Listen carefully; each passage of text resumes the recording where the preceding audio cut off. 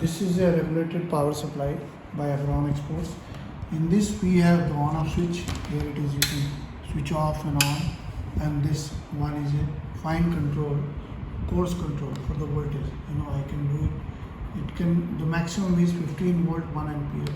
I can control the current by this knob, and then if you have to better it is use it on the little below, and then I can make it, this is fine control.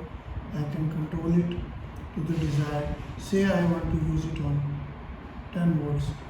I want to have a 10 volts output. You can control it. You can control it. This is optional.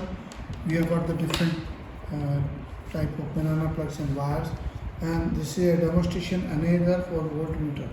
Now I show you voltmeter, DC voltmeter.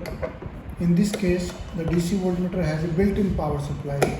See this, battery is inside. You switch off after 1 year or 2 years. The battery, you can open this compartment, change the battery, and this is on-off switch. I can connect the power wires, which are optional, and connect this to the power supply just to check what is the voltage.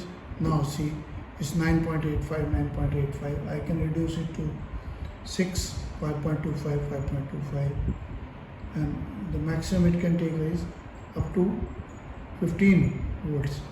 Let me go above 15, 16.3. This has a range of 0 to 20 volts, and I can use it, check it on parallel voltmeter, no problem for that. You can use voltmeter on to 20 volts, and then I can connect it, since this is DC, so 16.75, 16 point, approximately similar voltage will be there.